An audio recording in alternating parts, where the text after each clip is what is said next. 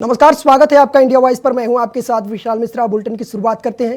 कांग्रेस नेता राहुल गांधी वायनाड के दौरे पर रहे। सांसदी जाने के बाद पहली बार यहां आए राहुल गांधी का अलग ही अंदाज देखने को मिला। इस बार आक्रामक से ज्यादा भावुक तरीके से उन्होंने जनता के साथ कनेक्ट किया। उन्होंने केंद्र सरकार को भी चुनौती देते हुए कहा है कि वे हर कीमत पर वायनाड का प्रतिनिधित्व करते रहेंगे। And I am not saying for 2-3 years. My entire, and I will continue to represent the people of Wayanad. Whether it is the night road, whether it is the medical college, whether it is the buffer zone, doesn't matter if I am not an MP.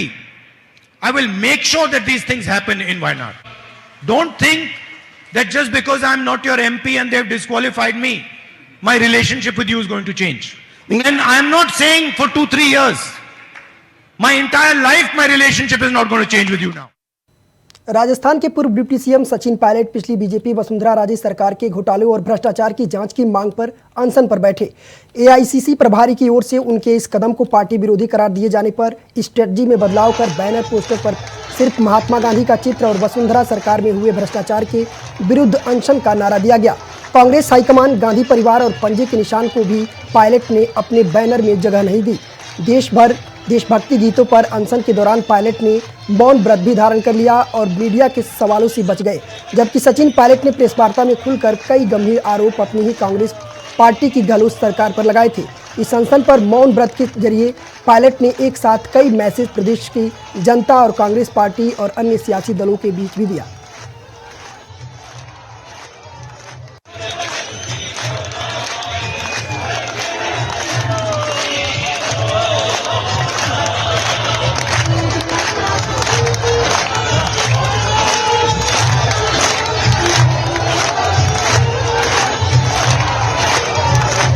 पहले ही प्रभारी बने हैं। इससे पहले जो प्रभारी थे उनको मैं सारी जो प्रतिलिपियां हैं मैं मार्क करी थी और हम चर्चा करते रहते हैं। लेकिन ये करप्शन का इशू है और करप्शन के इशू हम अब तमाम बातें मीटिंग में, सभाओं में, प्रेस कॉन्फ्रेंस में हर जगह बोलते हैं और करप्शन के खिलाफ हमें बोलना भी चाहिए।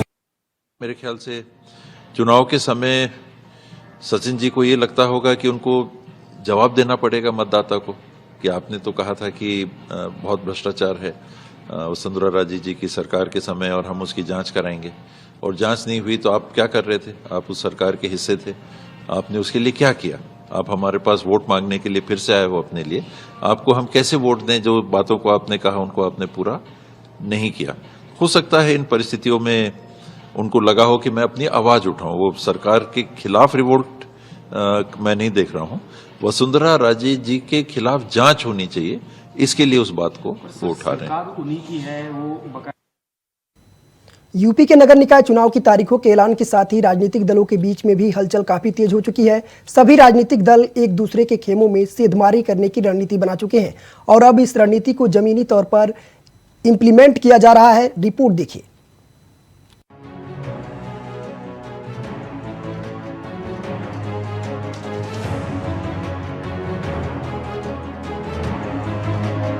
तो क्या निकाय की रण में मिशन ओबीसी के सहारे ही सपा की नैया पार लगेगी? ये इसलिए क्योंकि आजकल समाजवादी पार्टी के चल रहे सियासी दांवपेच में कुछ ऐसा ही लग रहा है कि समाजवादी पार्टी का पूरा फोकस पिछड़ों पर है।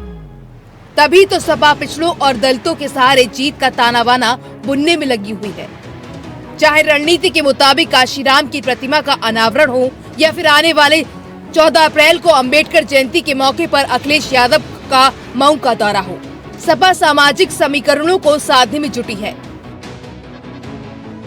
उत्तर प्रदेश में निकाय चुनाव का बिगुल बज चुका है और इसी के साथ सभी राजनीतिक दल अपनी अपनी रणनीति को धरातल पर इंप्लीमेंट करने में जुट गए हैं। सभी राजनीतिक दलों की निगाहें इस समय सूबे में ओबीसी और एससी वर्ग के मतदाताओं को अपनी ओर आकर्षित करने के साथ दूसरे राजनीतिक दलों के मतदाताओं को अपने खेमे में लाने की है। दरअसल निकाय चुनाव ओबीसी आरक्षण के साथ होने की घोषणा के बाद ही सपा ने बगैर आरक्षित सीटों पर भी ओबीसी और एससी प्रत्याशी उतारने का फैसला लिया है। तभी तो पिछड़ों को साधने के लिए तमाम सारी कवायद अखिलेश यादव कर रहे हैं। समाजवादी पार्टी को इससे पूरी उम्मीद है कि रणनीति उनके लिए मील का पत्थर साबित होगी। वहीं बीजेपी सपा पर पिछड़ा और दलित विरोधी होने का आरोप मढ़ रही है। चलिए अब समझते हैं कि आखिरकार सपा की रणनीति है क्या। अनारक्षित सीट पर भी उतारेगी ओबीसी एसएससी के दावेदार। बीजेपी पर आरक्षण की अनदेखी का आरोप। जिन इलाकों में पिछड़े अति पिछड़े वहां उस वर्ग को मौका। अनारक्षित सीटों पर भी इसी वर्ग से उतरेगी सपा उम्मीदवार। पार्टी की टीम ने शासन से जारी रिपोर्ट का किया अध्ययन। सपा का तर्क, बरेली में अनुसूचित जाति का 6% आरक्षण।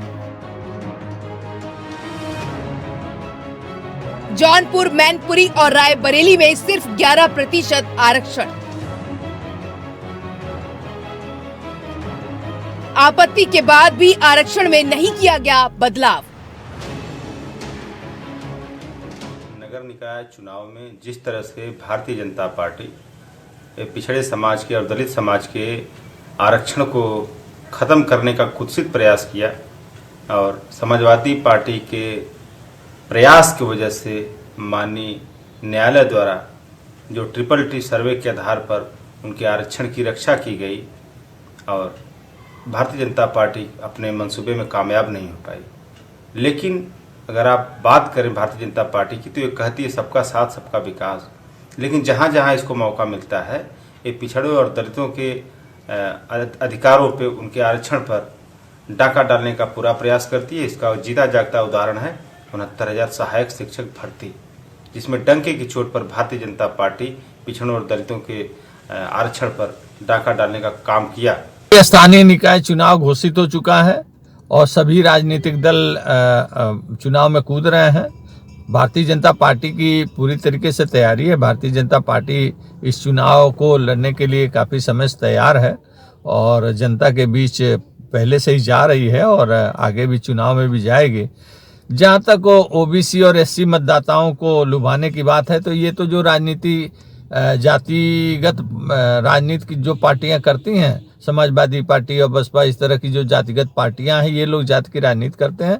भारतीय जनता पार्टी तो सबका साथ सबका विकास, सबको लेकर के चलती है। सब मतदाता भारतीय जनता पार्टी के हैं। ये ओबीसी को लुभाना और एससी को लुभाना तो ये तो इनका काम है जो क्षेत्रीय पार्टियां हैं। खैर, अखिलेश यादव का ये प्रयास कितना सफल हो पाएगा कितना नहीं, ये तो कह पाना मुश्किल है। बता दें, प्रदेश की 760 नगर निकाय में कुल 14,684 पदों के लिए 2 चरणों में वोट डाले जाएंगे। 4 और 11 मई को निकाय चुनाव के लिए वोट डाले जाएंगे। इसके साथ ही 13 मई को ये सुनिश्चित हो जाएगा कि बाजी कौन मार रहा है। और इसीलिए सभी राजनीतिक दल ओबीसी और एससी वर्ग के मतदाताओं को अपनी ओर लाने के लिए रणनीति को लगातार इंप्लीमेंट करने में लगे हुए हैं। सूबे की अधिकतर सीटों पर ओबीसी और एससी वर्ग के मतदाता सीधे तौर पर निर्णायक भूमिका निभाते हैं और सभी राजनीतिक दल जानते हैं कि उन्हें निकाय चुनाव में अगर बेहतर प्रदर्शन करना है तो एससी और ओबीसी वर्ग के मतदाताओं को अपने साथ लाना ही होगा। कैमरामैन सुभाष चंद्रा के साथ प्रियम पाठक, इंडिया वॉइस, लखनऊ। छोटा सा ब्रेक ले रहे हैं, फिर लौटेंगे। देखते रहिए इंडिया वॉइस। ब्रेक के बाद फिर आपका बुलेटिन में स्वागत है। विदेश राज्य मंत्री मीनाक्षी लेखी ने बैसाखी उत्सव का आयोजन किया। कार्यक्रम में रोमानिया की राजदूत डेनियला मारियाना ने पंजाबी गानों पर जमकर डांस किया। पंजाबी गानों पर थिरकी रोमानिया की राजदूत।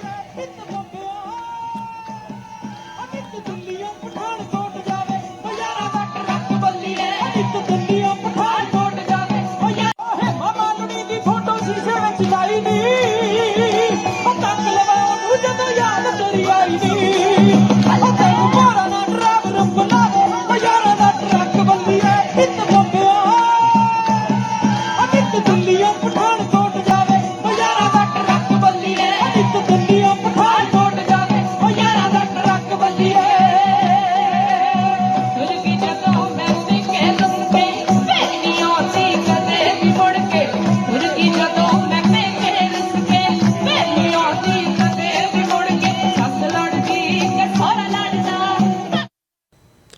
मंगलवार को रांची की सड़कों पर बीजेपी के नेता और कार्यकर्ता उतरे और सरकार के खिलाफ विरोध प्रदर्शन करते हुए सचिवालय कूच किया, लेकिन रास्ते में ही पुलिस ने उन पर लाठीचार्ज कर दिया, जिसमें दर्जनों बीजेपी के कार्यकर्ता घायल हो गए। इस प्रदर्शन में शामिल होने के लिए प्रदेश भर से बीजेपी के कार्यकर्ता रांची पहुंचे थे, जिन्होंने हेमंत सोरेन सरकार के खिलाफ अपनी आवाज बुलंद की। देखिए रिपोर्ट।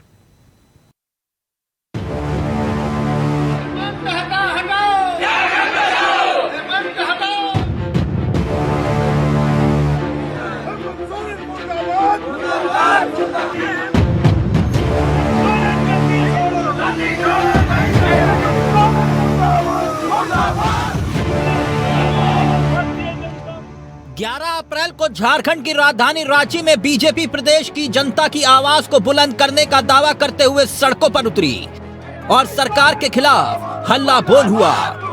राज्य भर से आए बीजेपी के कार्यकर्ताओं और नेता रांची के प्रभात तार मैदान पर इकट्ठे हुए।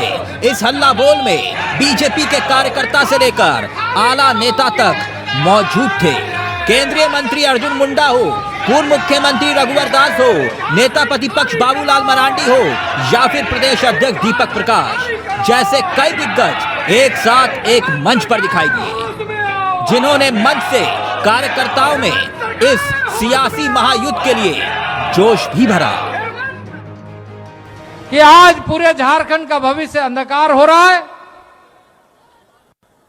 और वहीं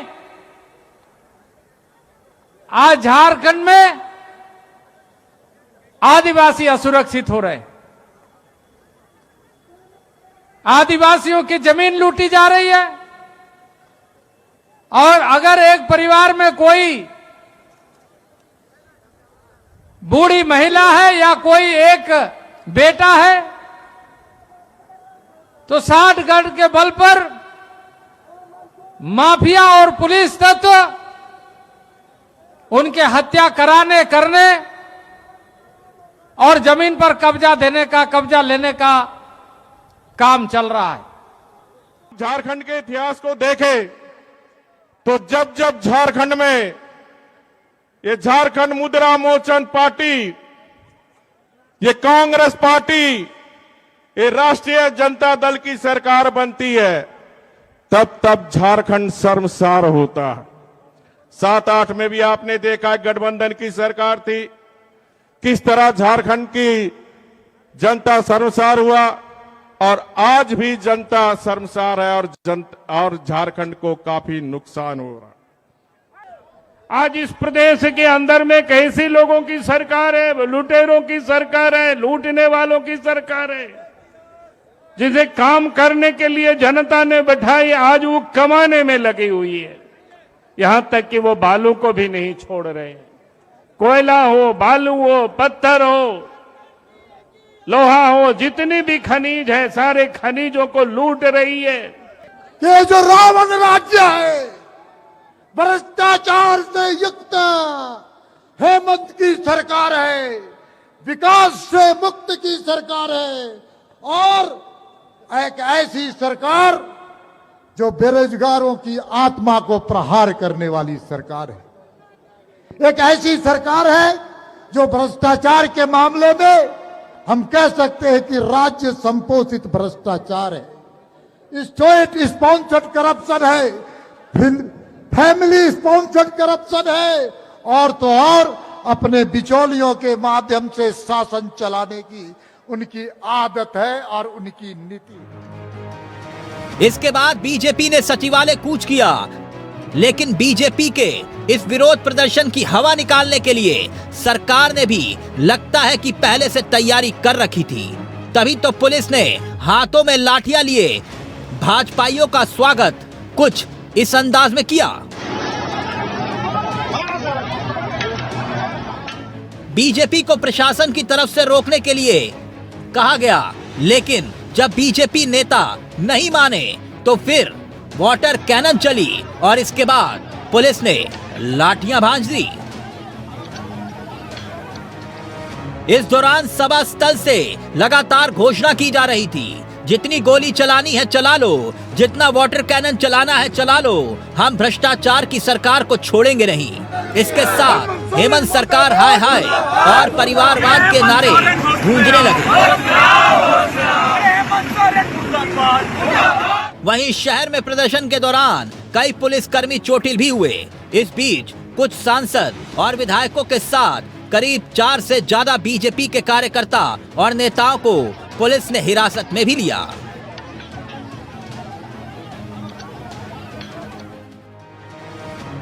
बहरहाल कुल मिलाकर बीजेपी ने सरकार के खिलाफ ऐलाने जंग किया और मैदान में उतरकर हुंकार भरी। वहीं दूसरी तरफ राज्य के युवा भी सरकार से नाराज हैं। ऐसे में अब देखने वाली बात यह होगी कि आखिर 2024 के दंगल में चौतरफा विरोध के जाल में घिरी हेमंत की सरकार अपने आप को कैसे बाहर निकाल पाती है।